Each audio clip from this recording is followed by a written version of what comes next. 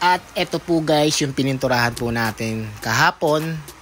At sa tingin nyo, parang perfect na po siya. Sa akin, meron pa pong tuldok. At uulitin ko po ulit po to. Nang dahil po doon sa tuldok na yon, kasi hindi po siya napasukan po ng top coat. Ang akin lang po kasi, kung halimbawa po may nagpagawa po sa akin, katulad po ng mga ganito, ang gusto ko lang po talaga maririnig po sa kanila, kundi wow. Kasi ang hirap naman po, ang ganda-ganda na, tapos meron pang isa po para magpapapangit. Katulad din po ng ganyan, may isa pa po. Kaya gagawin po natin, lilihain pa po natin ulit po to. Ipapakita ko rin po guys sa inyo kung lilihain po po natin to o hindi na. Kasi mas maganda po, may ebidensya sa pagliliha. Ang gamit ko nga pala po dito, 400. Para sa ganon, maabutan po natin agad po yung lalim po ng tuldok na yon sa pagliliha po. At pagkatapos po naliha po na natin ng 400, magliha po tayo ng 1,000.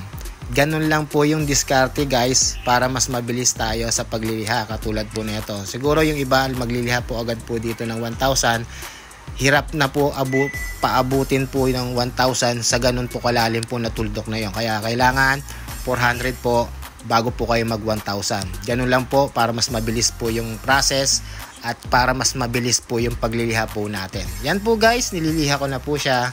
Pinapakita ko po sa inyo na hindi pa po talaga tapos yung ginawa po natin na real carbon fiber sa taillight nga pala po ito ng Suzuki Raider FI. At ito po guys, yung katapusan ng pagliliha po natin.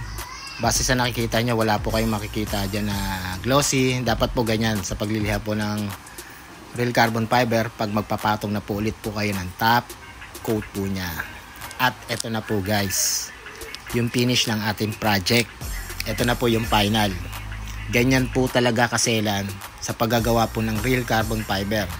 Kung makikita nyo po, yung pagliliha natin ay pantay, ayon na ayon din po dun sa kanyang plastic.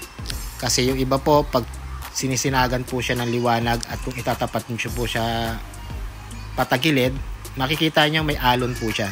Ito po guys, dahil sa maganda po yung pagliliha natin, talagang pinagpakusan natin po to. Ayan, naibigay po natin yung kagandahan po talaga ng real carbon fiber. Kaya nga sabi ko sa inyo mga guys, pag kayo gagawa po ng real carbon fiber, dapat po mahabang pong pasensya sa pagliliha. Yung akala nyo wala ng pag-asa, pag nilihan nyo po yan ng maganda, ang sarap po sa pakiramdam. Pag natapos nyo na po, tapos ganito po kaganda, ang sarap po talaga sa pakiramdam. Tanggal po lahat po ng pagod.